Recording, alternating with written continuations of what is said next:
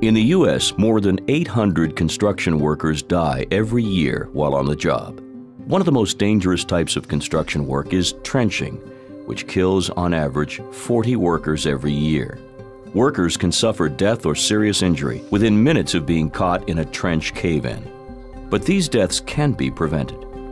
The video you're about to see shows how quickly cave-ins lead to workers' deaths. The video will also show what employers must do to assure that the work can be done more safely. Employers have a responsibility to provide a safe workplace and required protective equipment. You'll see that using the right type of protection saves lives. Please be advised, the scenes you're about to see deal with deaths at construction sites and might be disturbing for some people. All scenes are based on true stories. 5 workers were putting a sewer pipe into the bottom of a trench with a ladder nearby to enter the trench. There was nothing in place to protect the workers inside the trench if the walls collapsed. While the workers were inside the trench, one side began to collapse. 2 workers were able to climb out using the ladder, but the other 3 workers were buried in the soil and unfortunately suffocated to death from the weight of the soil. Let's look at the events leading up to this tragic incident and see how it could have been prevented. Employers must follow OSHA rules to protect workers in trenches. However, here, the employer did not follow OSHA's rules, which led to these workers losing their lives. Let's go over the main points of OSHA's rules for trenches to see how to keep workers safe. All trenches must follow OSHA's rules. 1 cubic yard of soil can weigh as much as a car, nearly 3,000 pounds. So unless the trench is cut entirely into stable rock, protection against cave-ins must be used for all trenches more than 5 feet deep, or for any trench that shows signs of cave-in. Before workers can do any work in a trench, a competent person must conduct an inspection to identify and remove any potential hazards.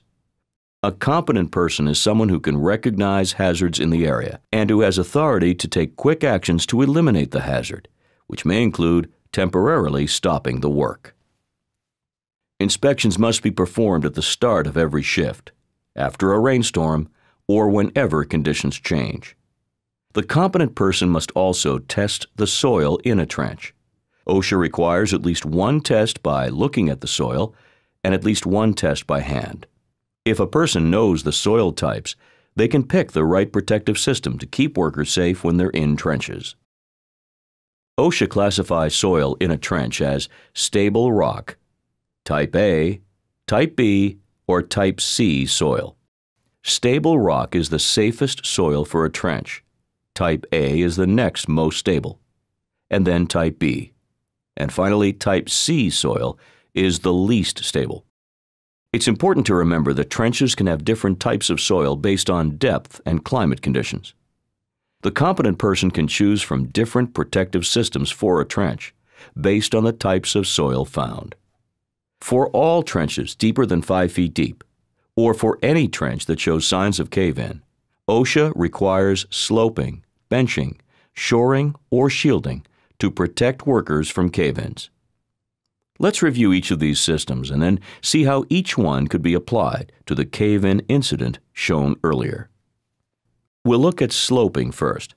Sloping protects workers by cutting back the sides of the trench so the sides slant away from the trench. OSHA's rules identify the degree of slope allowed for each of the different soil types. When trenches are less than 20 feet deep, these are the basic maximum allowable slopes for each soil type. Stable rock can be vertical walls, but cannot be undercut. For Type A soil, OSHA requires that the walls be sloped 9 inches out for every 1 foot of trench depth. For Type B soil, OSHA requires that the walls be sloped 1 foot out for every 1 foot of trench depth. For Type C soil, OSHA requires that the walls be sloped 18 inches out for every 1 foot of trench depth. It's important to note that this kind of sloping can only be used for trenches less than 20 feet deep. Any deeper, and the protection must be designed by a registered professional engineer. So now, let's look at the workers in the original scene who were stuck in the trench as it started to cave in. But this time, the soil has been classified as Type B. The trench has been properly sloped, and the spoil pile is moved away from the edges of the trench. The trench walls are not caving in, and the workers are safe while they work. Now let's review the shoring type of protective system for trench workers. Shoring uses various support systems to prevent soil and the trench walls from moving. There are different kinds of shoring systems, but timber and aluminum hydraulic are the two basic types.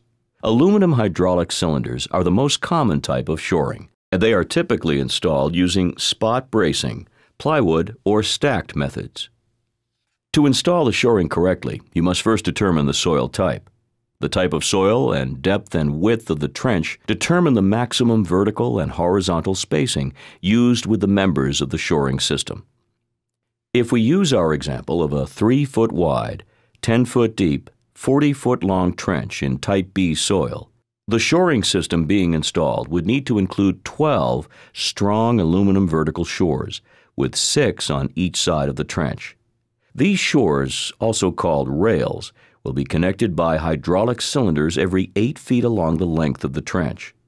A hand pump pressurizes the hydraulic cylinders until they fit tightly within the rails.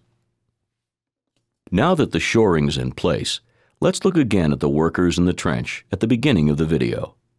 As before, the workers are laying a sewer pipe into the bottom of a trench. But now the shoring system prevents the trench walls from caving in and keeps the workers safe.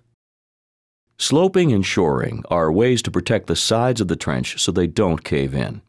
Now let's talk about shielding, which is a way to protect the workers when they're inside the trench.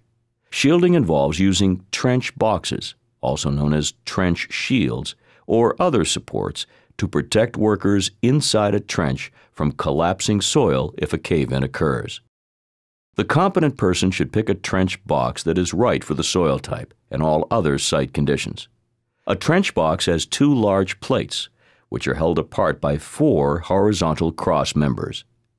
These plates, or shields, must be between the sides of the trench and the work area. The shields are strong enough to protect workers inside from a soil collapse. The shields can be 2 feet above the bottom of the trench, as long as they can support the entire depth of the trench and there's no caving under or behind the shield. The top of the shield should extend at least 18 inches above the level of any materials that could cave into the trench. Trench boxes are typically used in open areas, but they can also be used with the sloping methods discussed earlier. So let's see how a trench box could have saved the workers that we saw at the beginning of the video. For our example, we'll assume that the workers are in a trench with Type C soil and no sloping, but working inside a trench box. This time, as the workers lay the sewer pipe into the bottom of the trench, they are protected from any possible cave-ins. This example shows the importance of employers following OSHA's excavation standards to ensure that workers are provided with a safe workplace. These types of construction deaths are preventable. The trench cave-in prevention measures shown here save workers' lives. Use these protections on the job. It could be the difference between life and death. If you would like more information, contact OSHA at www.osha.gov or 1-800-321-OSHA. That's 1-800-321-6742.